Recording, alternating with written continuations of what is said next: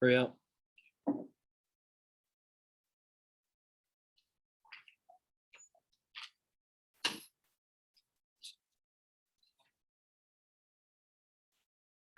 All right, let's get to it here. Full faith and credit clause. What does that mean? What does that mean? What do we got? What do we have here? Jeffrey, what do you got? I have full faith credit refers to Section 1 of the U.S. Constitution. It addresses the duties that the state within the United States have to respect public act records and the official process of every state. Okay, yeah, good job. So if there's ever a crime committed in, let's say, New York, that PA would recognize that if the person might flee to that state and recognize that they may have broken the law in another state. They just can't say, oh, let's just give this up, right? And again, that was one of the weaknesses of the Articles of Confederation, with no judicial branch, with really no interstate compact with one another, okay? And that caused a lot of issues, obviously. So with the full faith and credit clause, this is really just being accepted of, let's say, a person going to another state of different types of licensing, different types of judicial hearings, right? Okay, and if there's maybe be a crime that was committed in one state, that'll make sure it's enforced back to another state. Okay, we'll talk about that here soon enough. Okay, good. And with the full faith and credit clause, there's a lot of examples that maybe cause some contradiction. Okay, especially with Colorado, right? Okay, with marijuana, legalizing marijuana, that might not carry over to all states. So again, this is kind of like a sticky situation where some states might be agreeable on it and others not so much. There's still traditional rules and laws that are established to obviously kind of go against with what Colorado or other states might have on things like that. All right, Interstate Compact, what do we have? Tanner, go ahead. No state without the consent of Congress shall enter into any agreement or compact with another state or foreign country. Okay, all right, good job. So make sure that these states don't maybe succeed from the union, right? To make sure that these states are all kind of coming together and not trying to maybe team up or have some sort of confederation with one another that might be dangerous to the United States, or maybe have some sort of relationship with a foreign country. Interstate Compact makes sure that these states are obviously adhering to the United States, that there would not be any type of, let's say, agreement amongst the states that might bear and a danger to the U.S. All right, good. And then finally, the Commerce Clause. What do we have here? Sarah, go ahead. The Commerce Clause is a clause of the U.S. Constitution that provides, words are hard. The Constitution provides that the Congress shall have the power to regulate interstate and foreign commerce. All right, good job. Good job. So again, one of the problems with the Articles of Confederation, we talked about that, was this Commerce Clause and how these different states might be competing against one another when it comes to trade, when it comes to exports, imports of certain items and goods. And the United States government makes sure that they can control that and that states don't try to become, let's say, competitive with one another to a point where it becomes like a rivalry in a way. So Commerce Clause, the United States controls all commerce, okay, even amongst the states and between the states. And today I want to talk about a specific court case with Philadelphia and New Jersey in 1978 when it came down to waste, okay, where they're going to place some of this waste from Philadelphia. In New Jersey, they were establishing laws to try to protect their environment, and they weren't accepting of some of the waste that was coming from Philadelphia. And this really came to the Supreme Court, and you guys will read about the decision today, which I think is interesting. When you're talking about protecting the environment, when you're talking about really the relationships amongst the states and how that, in some cases, might be slapped down, which is interesting. All right, so real quick, I want to go over some of the notes here.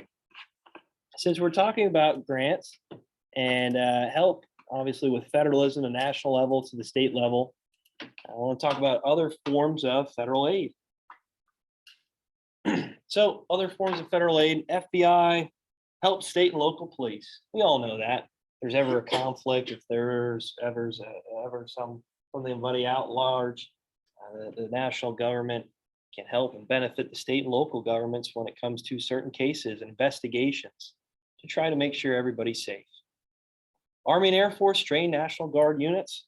Again, so the branches of the military coming together to help protect, train, and obviously provide assistance to other branches of the government. Well, the military in that case. All right, Census Bureau provides data to the states. So again, with populations, it's important to know. And when it comes to public services, when creating forms of education or creating national parks or state parks, right? It's important to know exactly the population of a given area. And with infrastructure, with knowing and understanding with roads, bridges, transportation, it's very important, it's vital. So those are some other examples of forms of federal aid. Like I said, we just got done talking about grants. All right, state aid to the national government. So states help with national government by conducting and funding national elections. So we all know that. We locate in our local municipality to vote for president, for really everything. So the states will benefit the national government in that case for national elections. Granting citizenship to foreigners. So again, residing in states, certain licensing to help with that type of aid. So again, that kind of goes along with the full faith and credit clause with people, let's say, moving to another state.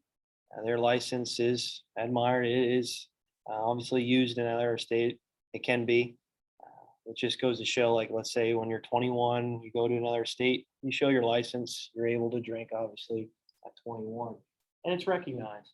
Okay, but if you're going to move to some other state, there's a time period where you're going to have to change your license, okay, for that current state. All right, local police aid, catching and detaining those who commit federal crimes. Again, that kind of goes along with how the national government aids the state and local municipalities and local police authorities in these types of situations. All come together. Maybe to try to bring someone to justice, right? All right, you guys good with that? Okay, so again, state aid to national government, and finally federal aid to the state government. Interstate relations. So with interstate compacts, interstate relations, this is important. Okay, we talk about one of the weaknesses of the Articles of Confederation is that obviously there is a lot of distrust amongst the states. There's a lot of competition to the point where they're almost rivaling against each other when it came to trade, right?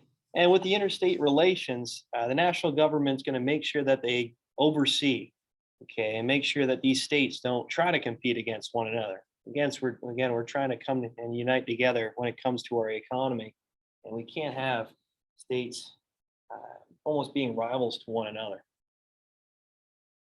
So with the full faith and credit clause, again, found in Article 4, Section 1 of the Constitution, is giving that all states need to be recognizable of certain licensing, certain different types of crimes, obviously, that could be committed in other states, to make sure that these people are followed through with, okay, as it's proceeded to the national government. You just can't have someone flee to another state and say, oh, I didn't commit a crime in this state. No, it's adhered to.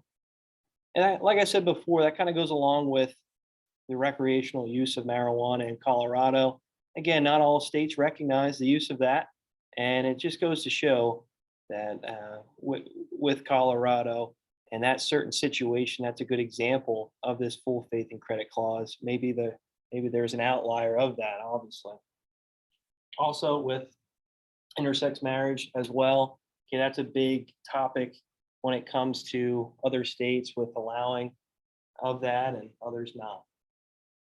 But in that certain state, it's recognizable, right? It's recognizable. All right, so privileges and immunities. So again, I'll kind of go along that full faith and credit clause. It's just showing that these people in other states, they have the ability to have that have their licenses recognized. If they're committing a crime in another state, how they can be placed on trial in that said state and taken back to the state of where they committed that crime. All right, so the assignment I have for you today is just really about Philadelphia versus New Jersey. And New Jersey, again, was trying to come out and protect their environment from not accepting this waste, okay, from Philadelphia. And again, they're creating a law to try to protect their environment. And you'd think, oh, well, that's reasonable enough, right? Well, actually, it came to a point where they're cutting off interstate commerce. Okay, they're cutting off trade amongst the states. And the national government had to step in to try to make a decision for this debate, for this conflict. So I think you guys will find it interesting, especially the decision that was made, right? And how the national government, the federal government steps in these types of conflicts. So that's on page 111. You'll see the questions attached here at the bottom of modules here of chapter 3. Let me bring that up.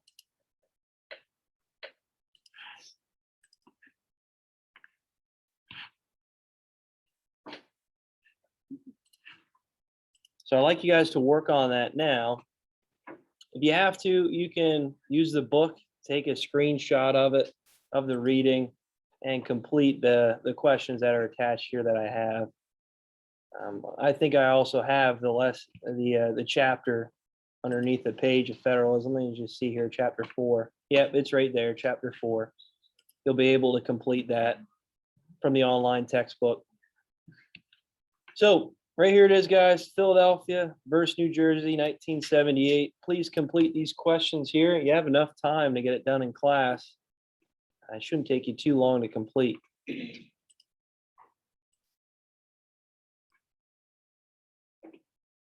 Yep, here are the questions that are attached. All right, again, guys, page 111, page 111. Complete those questions. Translate that, Carla. Okay. Are you having Esther do the same or Um, different?